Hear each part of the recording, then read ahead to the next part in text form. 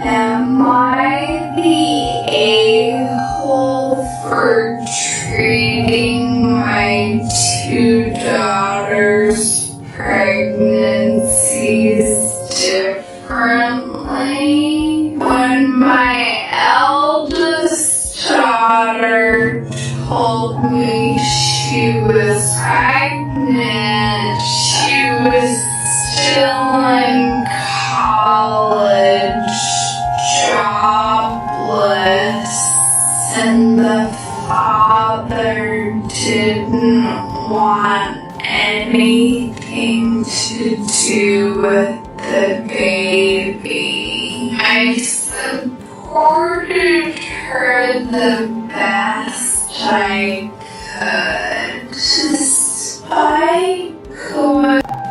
Am I the